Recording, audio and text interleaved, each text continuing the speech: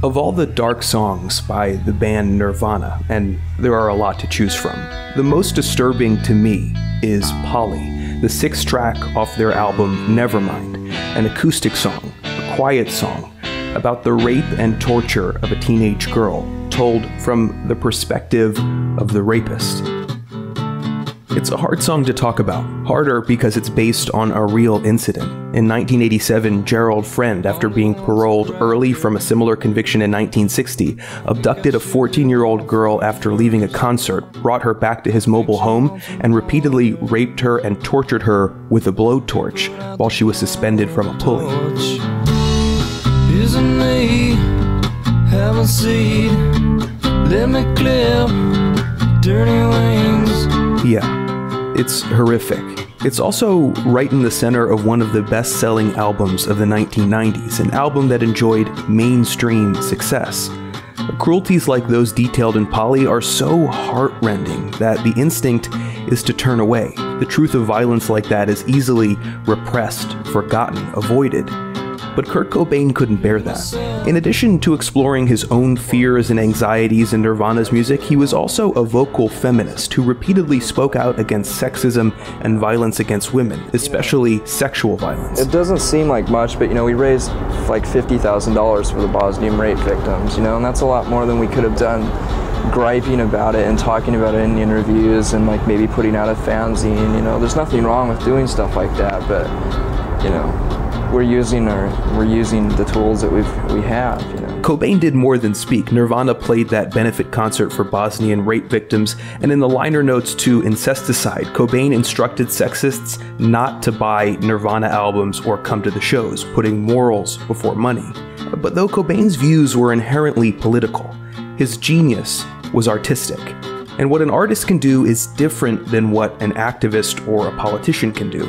Art, especially music, impacts us emotionally. It strikes at the core, and as a result has a unique power to expand our empathy, which is why the perspective of Polly is so shocking. But before I get to that, let me talk a little bit about the structure of the song. I came to Nirvana pretty late. I had just turned 3 when Nevermind was released, but I didn't really start listening to their music until a couple years ago. And the two things that surprised me most were, 1, the poetic brilliance of Cobain, and 2, the catchiness and simplicity of the songs. And you don't get much simpler than Polly. Composed in E minor, the chord progression is just the same E minor, G, D, C for the verses over and over again, then G5, B flat 5, D5, E5 for the choruses. In the chorus, an unobtrusive bass enters on the low end and Cobain adds a vocal harmony on the high end. Ride, cut yourself, want some help, please myself. There are no drums in the song besides one cymbal crash at the start of each chorus. Oh, and there's a bass break after the second chorus that lasts all of 9 seconds before the repetitive sequence starts up again. So Polly is basically Cobain and his guitar, a gentle, catchy melody and vocal. And the effect of this restraint is a feeling of closeness, of intimacy and authenticity.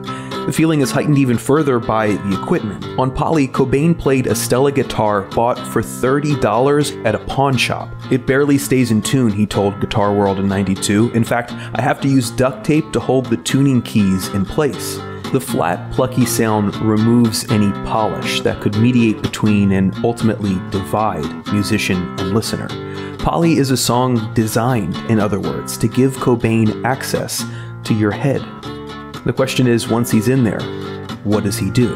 The surprising and profound choice Cobain makes in Polly is to make the protagonist of the song, the intimate singer, the rapist. This becomes very clear after just the first 2 lines. Polly wants a cracker, think I should get off her first. We are inside the mind of this vile man, carried along in the stream of his consciousness. In each verse, he reports what's happening with an amused detachment that is somehow more scary for its lack of emotion. Cobain's vocal is aloof, yet mesmerizing. Maybe she would like some food. She asked me to untie her. She's really nice for a few. Cobain routinely downplayed the importance of his lyrics, but don't buy it. While it may be wrong to look for hidden meanings and things like that, his journals reveal a fascination with language and wordplay. The chorus of Pali is made up of fragments of images and sentiments that simulate perfectly the chaotic flux of thinking. You can see desires, regrets, cries for help, cruelty, self-deception, righteousness, all momentarily bobbing to the surface, and then the animalistic final thought dictating this man's actions. Please myself. If you're being carried along by the rapist stream of consciousness in the verses, in the chorus, you're drowning in it. Haven't you? Let me take a ride. Cut yourself. Want some now? Please myself. In a way that only music can, Cobain forces an emotional identification with evil to stop us from suppressing this brutality, to stop us from evading it. He makes it our own. It's a deeply distressing experience, but it's also a motivating one. The problem with groups who deal with rape is that they try to educate women about how to defend themselves, Cobain told NME in '91. What really needs to be done is teaching men not to rape. Go to the source and start there. With a catchy tune and a $30 guitar, that's just what he does.